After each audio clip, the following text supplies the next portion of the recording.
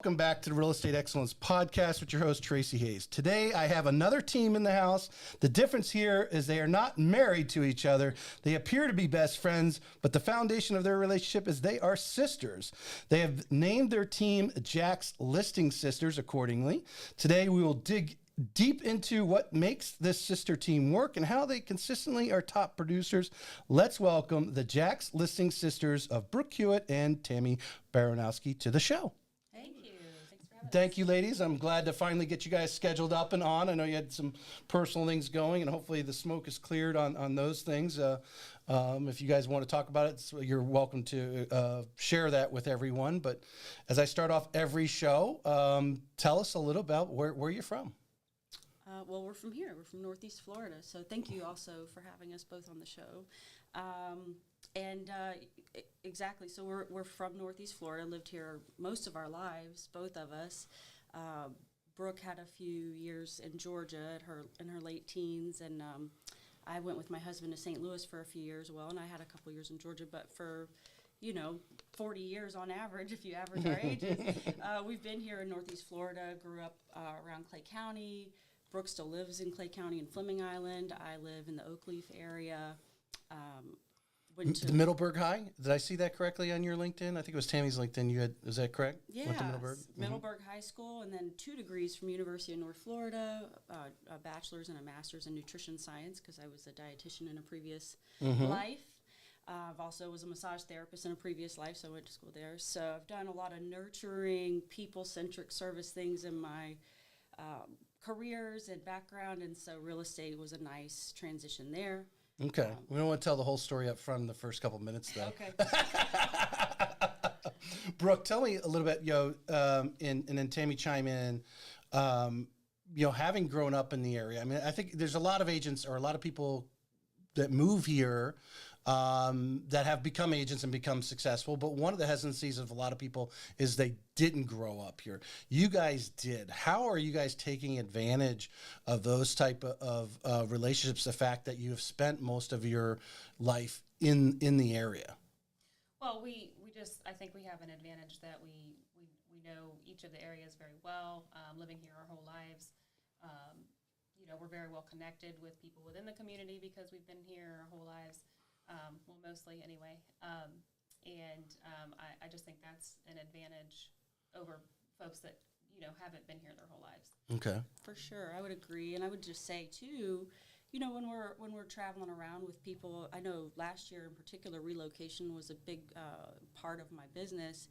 A lot of people are moving to Florida for great reasons. I mean, I certainly love it here, weather, just everything. So particularly when they didn't know much about the area, we were able to tell deep historical stories and anecdotal stories. Hey, this, when we were growing up, this was a dirt road, or this wasn't even here. Middleburg didn't even have a Walmart, and so on and so forth. Or, this family owned all this land before it was Oakleaf, or whatever it is. And, right. So those are cool tidbits. I think people do like to know that little bit of history. They may not ask it up front because may not know that type of thing. I always tell the story about Green Cove Springs from somebody that's lived there for, 30 some years.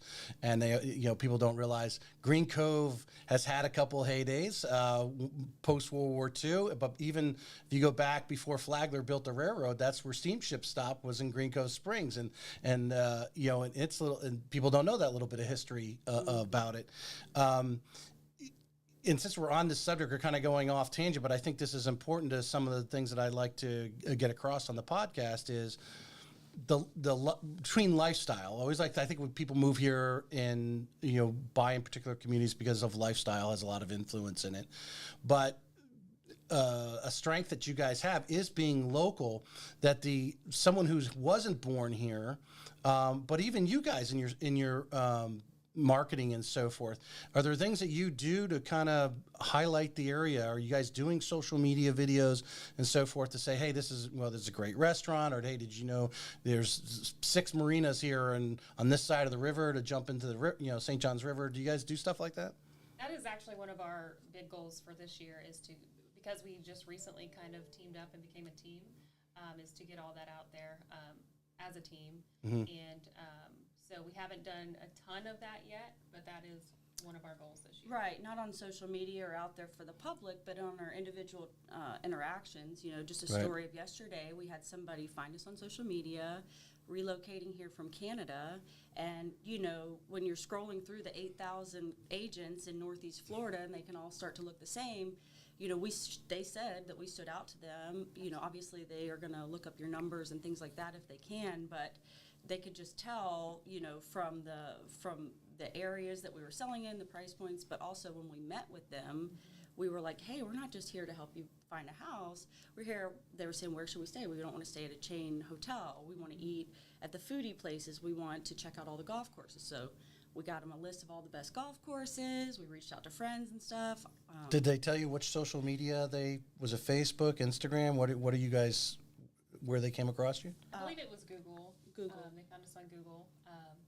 And So agents, if you're not working on your Google, work on your Google. 100. There's no doubt, 100%. And then Google can be really hard to change the, the business address and so forth. They want to verify, and then they want to send you a postcard, and it's like, okay, where's that postcard going to go? Who's going to get it? And they're just going to see this little, it's Google, whatever, throw it in the garbage. Yeah. So I'm having a little challenge with that with my moves recently, but it is, I think for an agent, and especially as a team and what you guys are producing, because the Google search is so important. Mm-hmm. And then right behind it is going to be YouTube, which, the reels and obviously this full length video of this will be, someone should be able to Google. It should pop up for you guys as well to direct them to it. But people from a distance are looking for, who are they going to meet? Right. Who are they going to? And that's what they said. They said that they read our reviews and, it just spoke to them. So that's why they decided to contact us over any others that they happen to see. Right. We haven't done a ton on YouTube yet. No. But like I said, that's one of our goals to get those videos out there and just get the information out. I really want to, the many things, the visions. I'm a visionary, so things flash through my head of all the needs that I want, and one is a YouTube channel. I think Josh Rogers is doing a really good job of that. I know his apprentice Andrew Michael. He's a good friend of mine. He's going around and shooting going around the different neighborhoods, and obviously.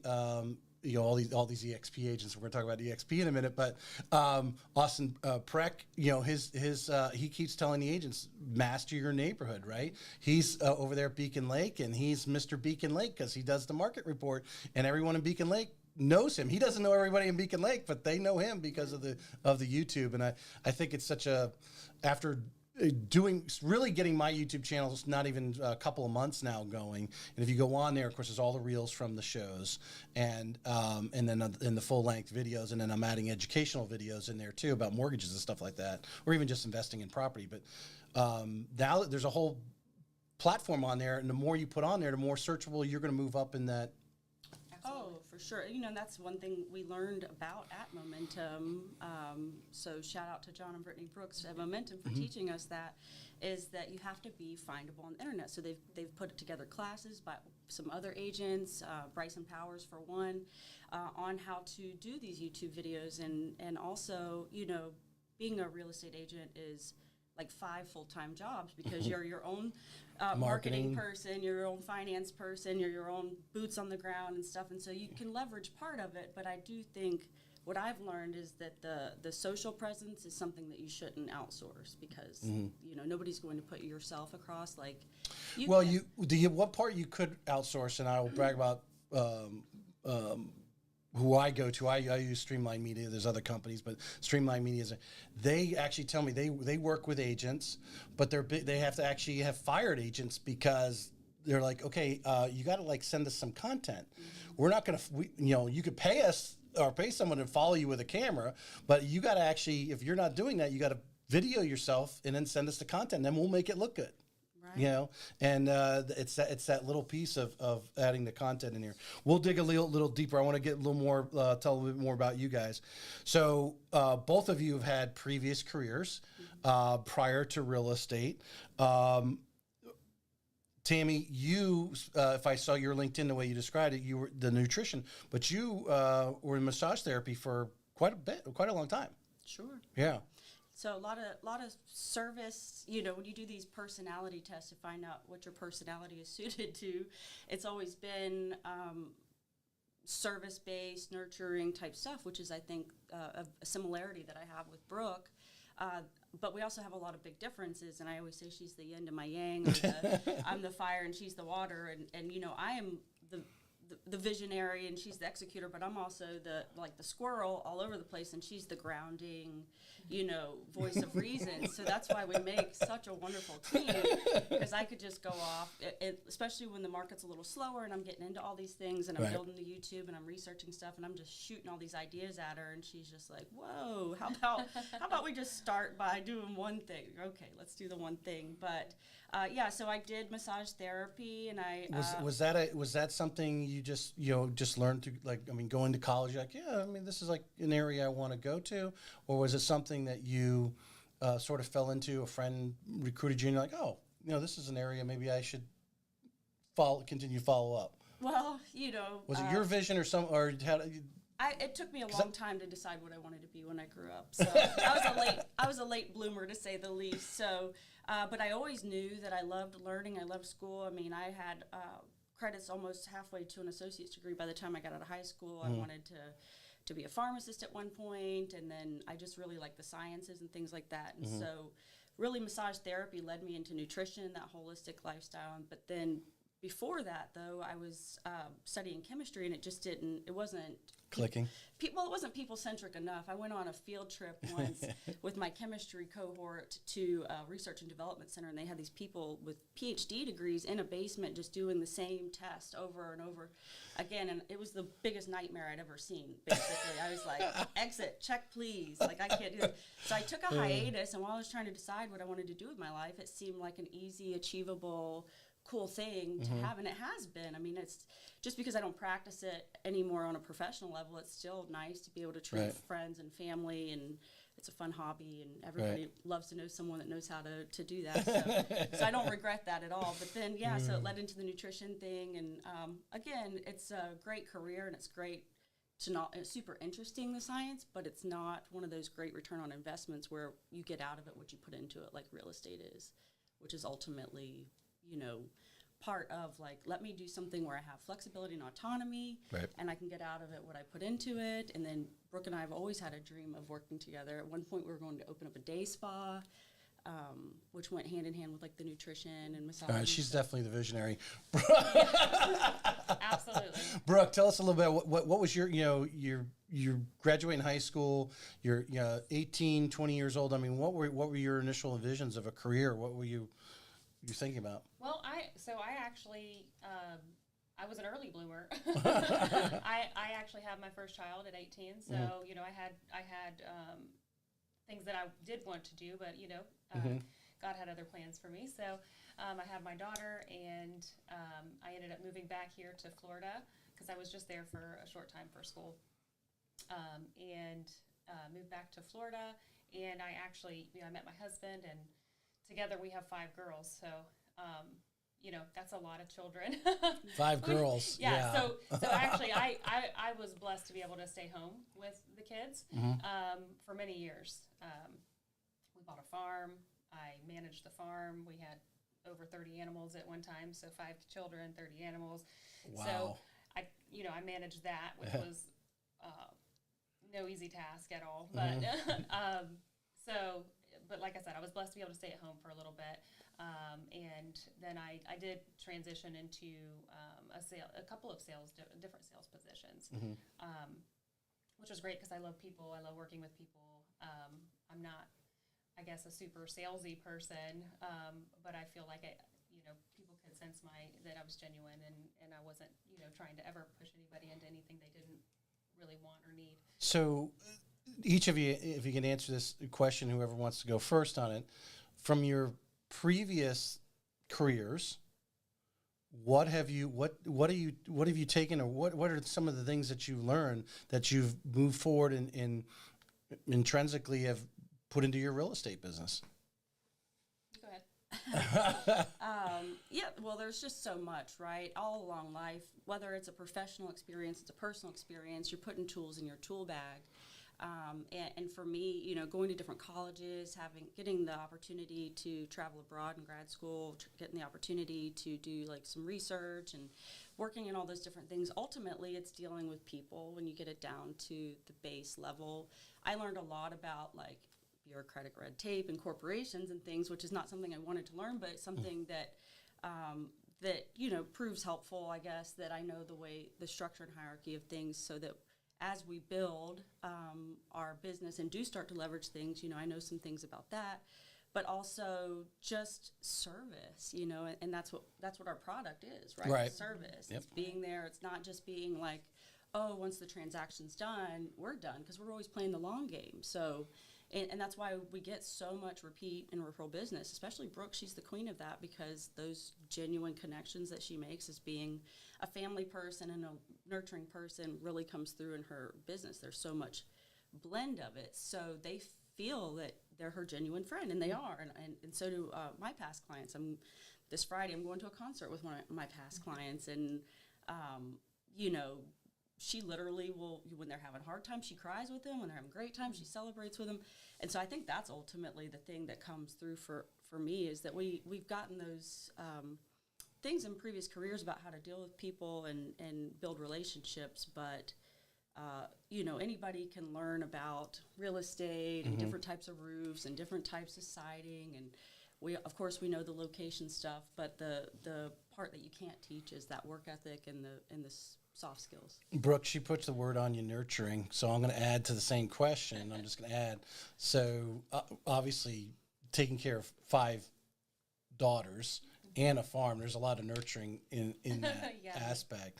Absolutely. So you blend it in. I mean, with your background, when you approach those clients, you know, it's natural for you, but it's because of you. Tell us a little bit, you know, the things in the past that you notice, if you even notice, you may not even think about them, but yeah, how does that nurturing come out when you're working with another family?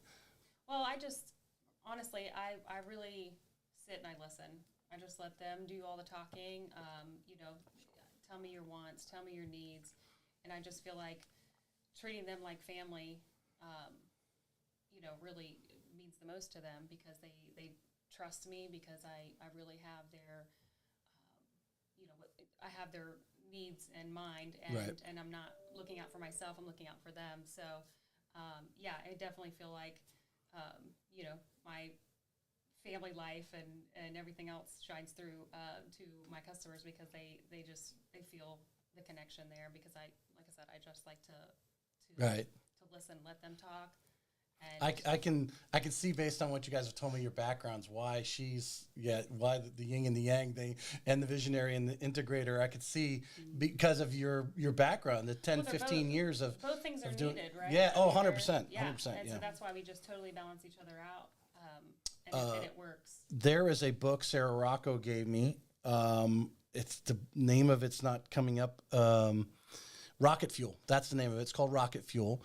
And it talks about the importance of having one person being a visionary and one person being the integrator, and how corporations will, you know, search for that perfect thing. And over, you know, history, companies been around for years, when they accelerated and when they didn't, they had the right people, had that visionary, and then had the integrator. Had, you know, you're going through your mind of all these different ideas, and she's telling you, well, that ain't going to be rubber to the road. You know, it's not going to happen. I mean, not always, but, you know, there are lots of times that I'm like, oh, well, that's not necessary, and, you know, she's 100% right. And so that's what's great about working with her, is because we can bounce those ideas off each other, and we, you know. Well, I mean, and how much is it your, you know, obviously being sisters, you obviously, you know, probably call each other best friends as well. It's not always like that in siblings. You have a unique situation where you do have this bond between the two of you that you can accept. Like I had Heather and Danielle, obviously they're not sisters, but where they can accept a little, you know, the other person telling them no, or, you know, venting on them when, you know, I just see, do you vent on her? I don't see her being a venter. She's so good. She knows me so well, and she's so good at not triggering any defensiveness in my part or whatever, but gently just helping me ease towards it. And I was so grateful to her for that. And you're right, a lot of siblings don't have that relationship, but, and as a matter of fact, I talked to Heather and Danielle a lot when we were deciding whether to be a team, because I was a little fearful that my strong personality would steamroll hers, and didn't want that, because obviously we love each other so much, but, and so I was fearful that she wasn't going to push back on me when it was something, but she has, and she does. Yeah. So that's good, but ultimately, you know, since we're kind of at that point of us becoming a team, and we were always kind of working together, even as independent, but our family is what brought us together. Our mom was really critically ill in September. We spent the whole month in the hospital with her, and it was during that time when we both needed to be there with her around the clock, and we knew we were going to have to stick together on all fronts to make it through, including keeping our business going. And that was what ultimately said, well, if we're going to do this, let's just jump in. And it's been the best decision ever. Yeah. It's been so well received, you know, from social media, the branding, the sisterhood. So I'm really, this is an area, because I often say, and I've said it my entire life, but I said many times in podcasts, I should have been a psychology major, because the egos, the sibling rivalry, and not just people. We're in an area, we're in sales, so there's a little bit of competitiveness in us. We're not operational people. We're a little competitive in trying to get that next sale, or have someone obviously put out a great social media because someone chooses us because of that, and we're flattered by that. That's our competitiveness of us. So when it comes to you guys, and I'm kind of jumping a little bit forward here because I want to put this thread into our conversation, is when you guys have disagreements, when and now you guys are just starting getting it, so there's going to be more going into the future, and how you guys are actually going to function with it, or when you really want to do something and she's like, no, I don't think we're going to do it. It's a 50-50 vote there. There's no third person to break the tie. Oh, for sure. I mean, but we do have, board of advisors. Brooke's husband is a very successful and businessman and smart man in and of himself. So we kind of trust his judgment on things. John and Brittany, wonderful. Okay. My husband. Do they know they're under the gun when you come in here that they might be breaking a tie? When we ask them, well, maybe so, but because they're always very gentle, like, whatever you guys want to do, but they can see the vision. They're like, well, who's going to be, the alpha, or who's going to do whatever, and we just lean to our natural talents. Like, I love, you can tell my social media is post, and hers is like, I have to make her send me some content, right? Or I can tell just by your Facebook pages, she has very little. You have all the information on how to contact you and everything. Yeah. And that's just a testament to her humility, because for her, self-promotion sometimes feels like bragging, and she doesn't really even have to, because the business comes to her without her doing it. So that's been a real lesson for me too, is that you don't always have to be promote. Right. Sometimes it's just that. Well, let's jump right into the nitty-gritty. Now, Brooke, you get into real estate first, if I read correctly on LinkedIn. Yeah. So where were you at, and what attracted you to real estate? Did you know somebody and said, hey, you'd make a great real estate agent, or you yourself kind of said, I want to be, and I'm going to go? Well, we had, as a family, we had gotten to a place where I was interested in real estate years prior. I even actually got my license, but it wasn't the right time for our family. So I ended up not using my license at all. And fast forward a couple years later, and I decided to jump in again. We were in a better place as a family financially, and I was like, okay, I want to do this.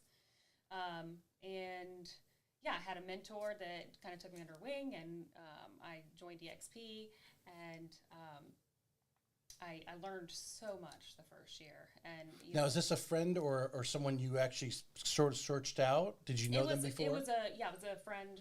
Okay.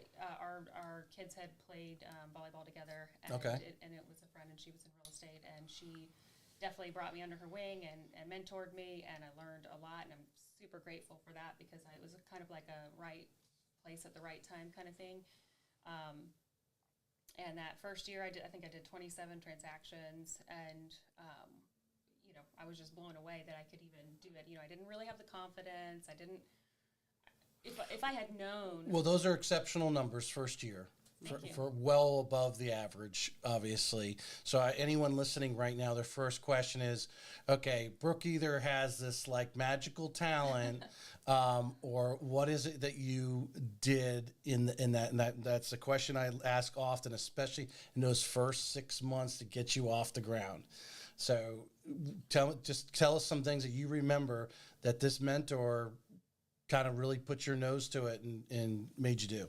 Well, I mean, it was really confidence is a big thing, but finding a mentor is a big. It helped you a lot. Yes, absolutely. You know, helped to build my confidence, helped to just kind of guide me on everything. But I think too, probably whatever brokerage you choose, just make sure that you're going to have somebody that's going to help guide you along the way. That was the biggest thing for me. But just give us some real nuts and bolts. I mean, I imagine, did they make you go immediately after your sphere? So what are some of those things that? Well, what I did was I followed another agent around. I just rode in the Shadowed. car with them. I followed them around. I watched them open boxes. I listened to the conversations they were having, like all day long. So I did that every day, like for a couple of weeks, and until the language started becoming familiar to me, and and it wasn't. It was really just listening. So, if I'm hearing you correctly, your linchpin to getting a really good jump start was confidence. By shadowing the other agent, gave you confidence. Absolutely, yeah. I don't like to jump into anything that I'm not confident in myself. Right. You want to know what's around the corner. Right. Exactly. Yeah.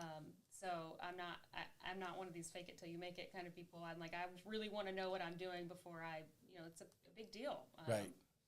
Someone's buying a house, that's like one of the biggest transactions they'll ever make in their life. So. One thing I think is again, over listening to 100 plus agents, top producers, what part they're shadowing. So you're taking that's an education itself. You're educating yourself on the phrases, the questions that you could get, and how do you answer them? How do you handle this situation? So you're building up that.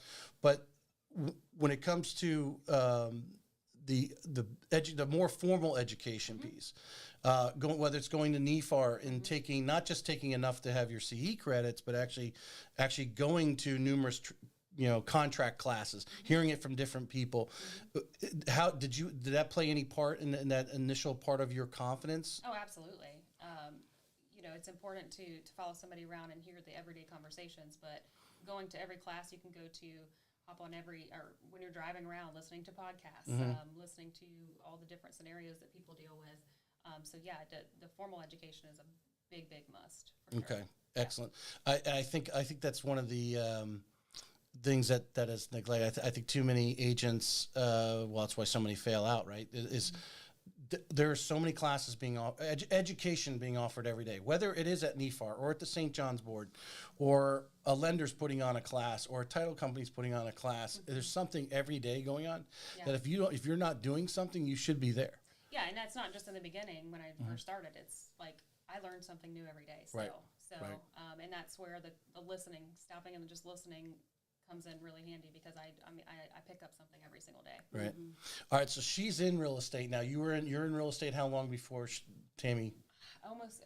Was it a year? I think I was in real. I had been in for a year, and she was working at the hospital as a dietitian, and she was hustling. I mean, she was working her tail off. Crazy hours. And I just knew. I'm like, you work so hard, and you just don't have the return. I mean, I just know that if you applied that. If you just jumped into real estate with me and you applied that here, you'll be rewarded for it, because she just had the personality, and I knew, and she loved people.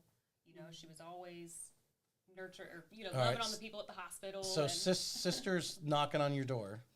Right. Well, and I was also, it was a pandemic, and I was having a baby, my second baby, and I was ultimately not happy or satisfied with my career, because I wasn't able to love on people the way I wanted to. So that made me frustrated. And then, obviously the financial aspect. So, and I saw, and knowing what I know of my sister. Of course, she racks up 27 in the first year. Sure. You're like, so knowing did she show you one of her commission checks? She did. She did.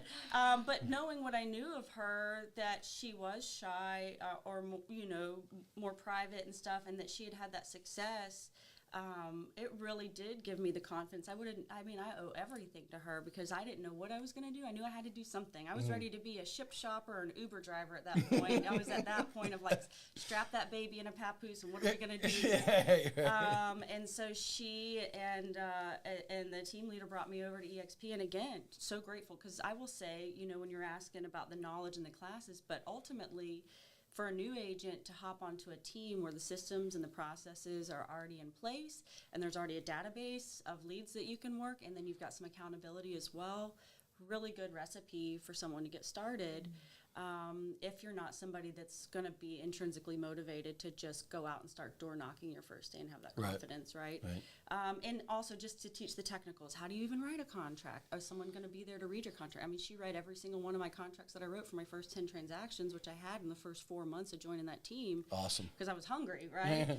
But then I realized that I was also bringing a lot of my sphere and generating a lot of my own business. And once I kind of learned it, team environment wasn't the best fit for my personality, so I made the decision.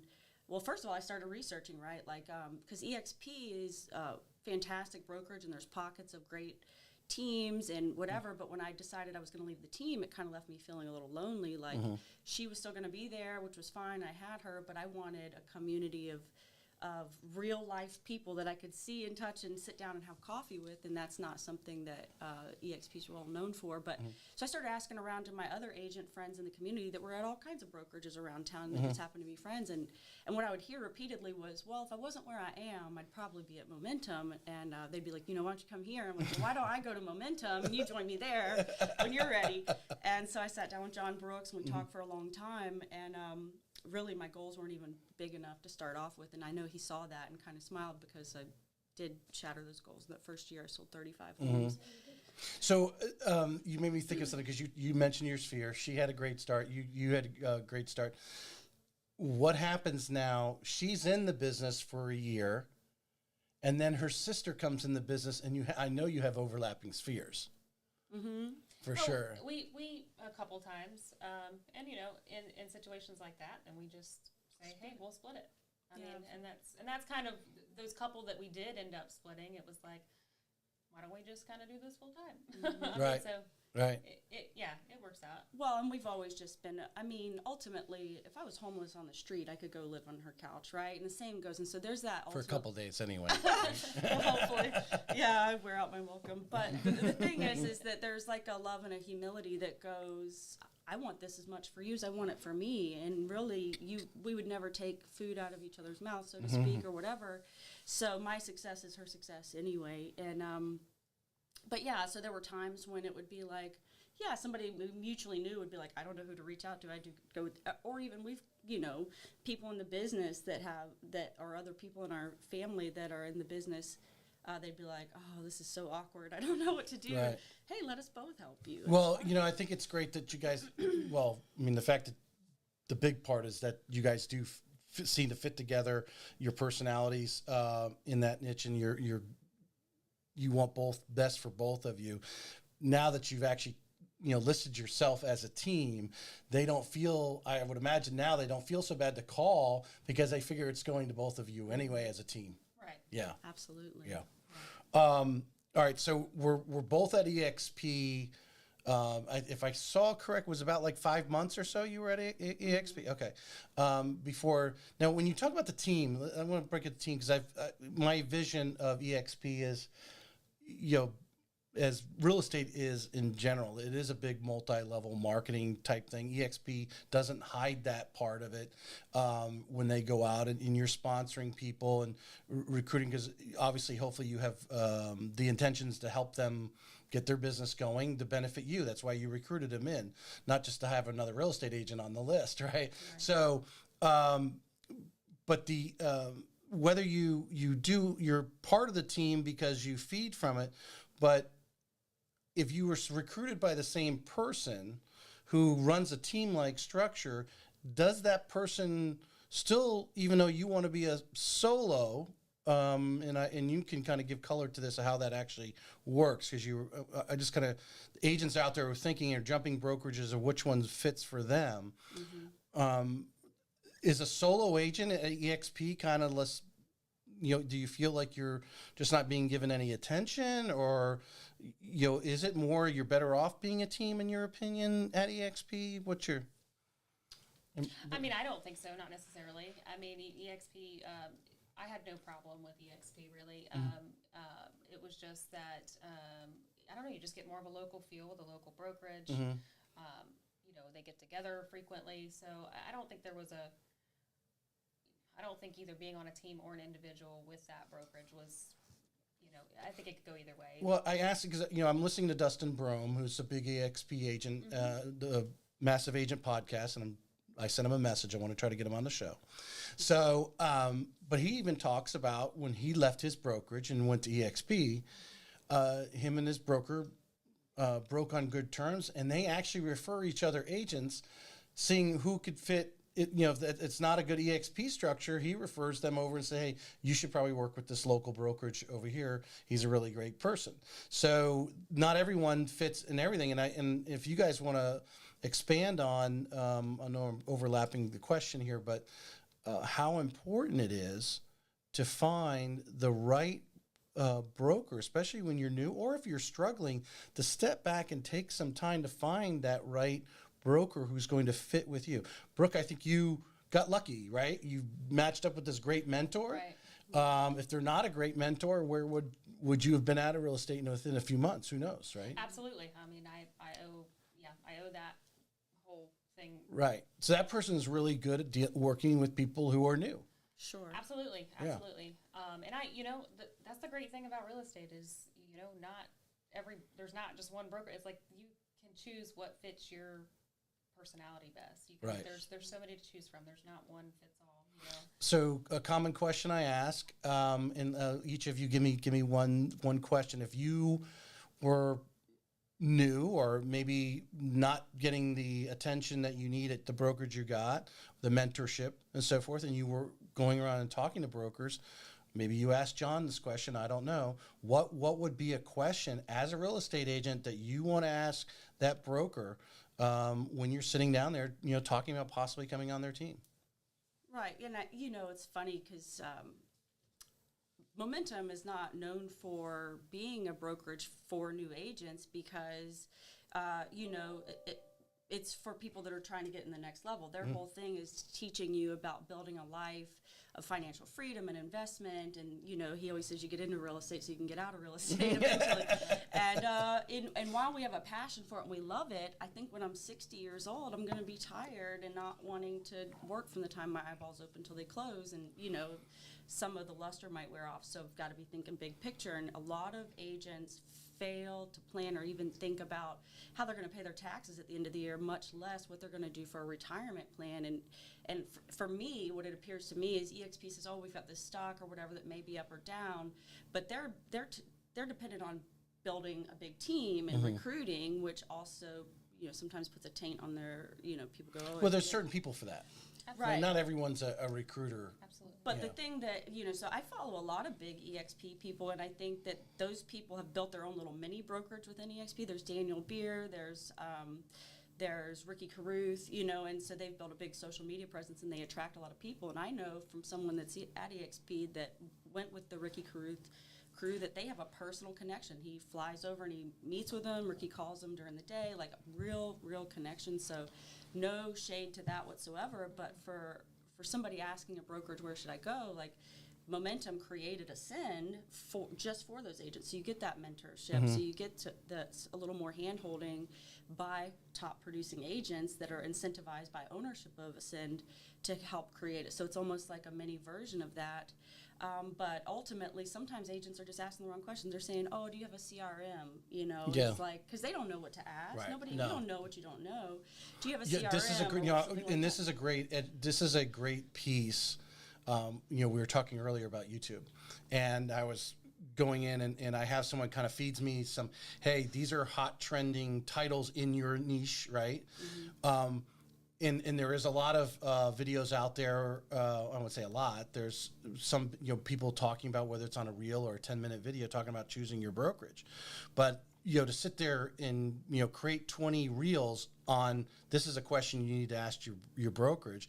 Those over time are going to get a lot of attention, because I really feel it's like Heather sat here last week and said, every broker wants you. Unless you're like Ingalls and Volker, they want you to have certain volume or something like that.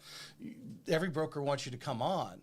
Its question is, are they the fit for you? And and right there. And when I had John on, and I had John and Brittany on separately on the show, but their business savvy is so out there. I mean, for 30-year-old, Incredible. they are amazing people, and I talk to John occasionally, but. Yeah, they're business savvy, like you're talking about.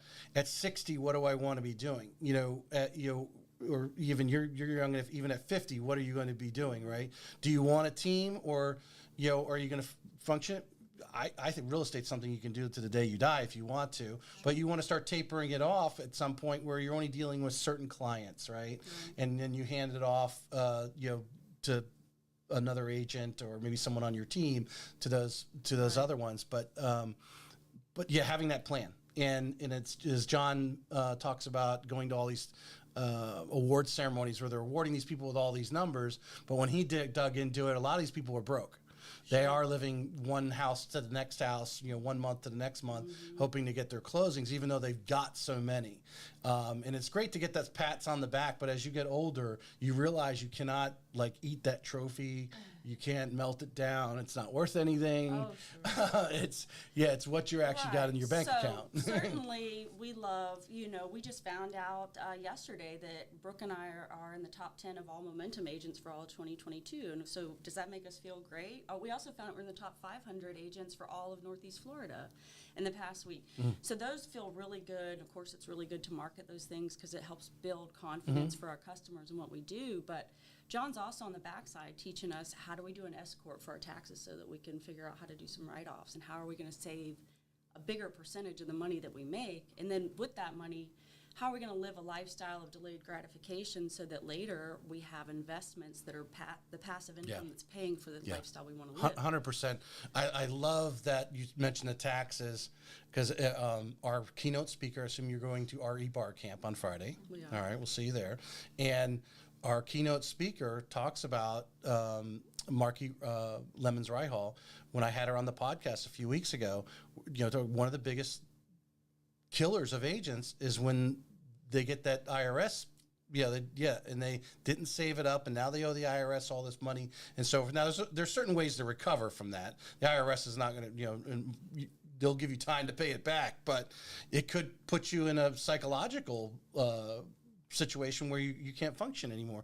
And to have that guidance up front, not just a class, because the class is important. You should sit down because now you know that you need to find out more information, and then actually sit down with somebody who's actually going to dig in, knows your business, and can really simplify it for you so you can get back out prospecting again, because doing taxes is not making you any money. Well, and it's not a favorite thing of any of us. We wouldn't be in real estate, the people business, if we liked sitting behind spreadsheets. But the crazy thing about what a savant John is that spreadsheets are his jam, and he loves looking at them. And as a matter of fact, he was kind enough to say, anybody that wants to send me your P&L, I'll go through it with you and help you get a game plan of how where to focus on shiny objects and where to run lean. So I think that's a huge benefit and something that more agents should focus on. We're going to give Brooke a chance to talk here, because you answered the question. You kind of gave a story behind some of the things that were important to you. You're sitting in front of a prospective broker. You're trying to find out whether or not you want to work with that person. What is something a question or two that you would give a new agent or an agent looking to move? Or these are certain things you want to know. Well, one is where are you going to be when I need you? Will you sit down with me? Can I have lunch with you? Can we have a conversation? I think that's important. Being able to have a relationship with your broker, and we definitely get that where we're at. But also, I think what the brokerage teaches is important too. Like, how often do you bring a speaker in? How often are we going to get together? Added value. Absolutely. Yeah. So, and I mean, I think we've definitely found that. It's been great. I'm going to go on I'm going to keep this short because you guys have better information there. But my little soapbox on I'm seeing a lot going on recently. I talked about this a few weeks ago. It tapered down over the holidays, but like bringing in these panels, right? They're not prepared to talk about anything. I mean, they're given maybe a subject, but it's so general, they're not prepared. And you guys have so much time in your day. You've got kids. You're dealing with this. You're dealing with that. You got to be prospecting primarily. That's our number one job, right? And they're bringing in a panel who doesn't actually have prepared material. And when it comes to added value, like I said, bringing in that speaker, that's actually you're going to leave with something. Absolutely. And when the event planner needs to think about that when they're planning that person to come in or don't have someone come in. Make it an event. Make sure that every person that's in that room leaves with something. It may be different from that speaker, that everyone gets something different from everybody else, but they're going to leave with something of value. Absolutely. And I think too often it's just a routine thing they do. Oh, I got a speaker coming in. Okay, well, what is he going to speak about? Well, I don't know. He's just no. We need like zero this in. Sure. They always tell us to stay focused, right? Mm-hmm. Stay focused on the prospecting, and that'll make stay focused on what you're going to deliver to us because we don't have a lot of time. There's other things I'd rather be doing. Right. But that's my little soapbox. Yeah. Well, well, I would say the thing to wrap that up is when you go to those panels or whatever it is, the value you're going to get, if you have a brokerage or mentor that's going to circle back and have some accountability about implementation, now what action are you going to take? Whatever nugget you take away, if you don't do any action after you leave that, you might as well have just watched a movie on Netflix and gone about your day, right? Like it's not, why did you even come to the thing if you weren't going to take action? You know, when they had Elizabeth Curry, one of the big real estate coaches come, a lot of our agents, you know, bought into her mentoring, and they're doing big talks. Chris Moore's doing a big talk because he started getting with this coach. I mean, really, when Brittany did the Be the Buffalo thing, that was at, you know, some prodding by her coach. And so, so for me, the speakers are important, but somebody, like she said, I mean, I couldn't tell you what my broker at EXP looked like, what his face looked like, because I didn't even see a picture, you know? Right. And I text with Brittany just about every day. Right. And as big as, how many agents now they got over there? About 200. Well, yeah, that's it's amazing. Yeah, the two of them are amazing. We could talk about that forever. We'll make that a reel, John. All right. So let me get. So were you looking? Because who goes over to? You go over to Momentum first. Mm-hmm. So you were sort of looking, and you ran into John. So what? So again, and we'll cut this out for a reel for John and Brittany right here. Mm-hmm. So you went over. You sit down. Just you, right? She wasn't with you.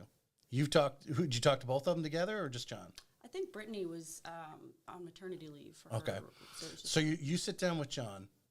Who's the first person you call when you leave there? Brooke. Okay. Tell me what you told her. Yeah, I told her I'm going to do this. I'm so excited. You know, at the time, before they had Ascend, they had a mentorship program because, even though I was having success at EXP, I was still a new agent, only 5 months in, and I was a little nervous. And so I knew that I wanted to be independent, but was some way out of, like I didn't want to join a team and be stuck in a team. And also I wanted to build my own database because your database is ultimately the only thing you own in real estate, right? So if you're going to be on a team that makes you close out every transaction in their name and they retain all the database, then you're not building a business for the future. So that was one thing I liked, but Momentum. Okay, so that was happening at EXP. It was actually that all your production was technically going under one person's name. Okay, all right. And then I, had to start from ground zero when I left that team because anybody I had working with, I had to cease and desist and then, start new. So, and that's just how teams go because they invest so much money into their systems and processes. So it makes sense, right? They have to protect themselves. But, so anyway, owning your database. So, he had talked about all that and I was excited about having the mentorship program. I was excited about the transparency. He gave me the number of phone numbers about 6 of their top agents, didn't prep them that I was calling. He said, just call them and see what they say of their own volition. And had some great conversations. I got paired with Shauna Clark, who's a top producing agent at Momentum. Should I have Sean on the show? Oh, I think she's come across, that name's come across my radar one time or another. Oh, she's I have to disclose to everyone. Last week, Toby and Jenna were on. They had just moved to Momentum, and I had already booked them to come on before they made that move. So I try not to have two brokerages, the same brokerage on both weeks, or real close together. But it happened. So yeah. So anyway, called her. So you pump her up. All right. How long is it before you start checking this out, or what? It wasn't very long. I knew that she had done the research, and I trust her. I trust her with my life. So I knew that if she felt that was a good place to go, that it was a good place to go. Okay. So so that means you kind of had some thoughts in your head. No, I had no intentions. I was going to stay put. I was, well, you're not the trailblazer. I just like to be comfortable, right? I don't want to go out of my comfort zone. I know this. I know the processes. Right. I'm just going to stay put. Right. Well, how many brokerages did you talk to before coming to John, or even after John? Unofficially, I researched 4 or 5, just talking word of mouth to people that were at those brokerages. All right.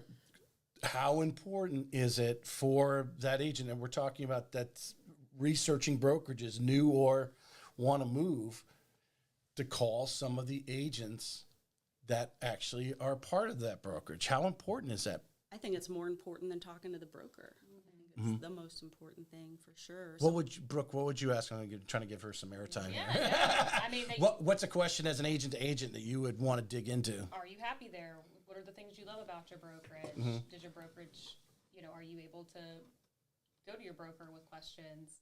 What kind of, just like the questions I would ask the broker, but I feel like you get more of an honest response from their agent. Because they might be thinking themselves, they might be, if someone called Tammy 4 months into EXP, she probably would have said, I'm not really 100% on sure ground here. I'm not confident. Right. Tell me the things you love about your brokerage and what value they bring. So that would be my questions, and that's probably a lot of the things you asked the broker or the folks from the brokerages you were looking at. But yeah, when she called me and said, I think this is the place, and I was like, okay, well, good luck. I think you're gonna have great success. I know you will. And it didn't take long before she hit the ground running, and I was like, man, it'd be really nice to be able to do this together. John and Brittany take an angle on the financials, right? The business, running it as a business. How did that resonate with you? Obviously, it resonated with Tammy. She immediately clicked, like, yeah, that's what I'm looking for. When she's talking about that with you, did a light bulb go off? Oh, absolutely. I wouldn't have moved out of my comfort zone if it had not. So I had a couple conversations with John, and the first couple times I was like, no, I'm happy where I'm at. But then after having a couple of conversations with him and the meeting with Brittany, and I really felt like it was the best move for me. And if I really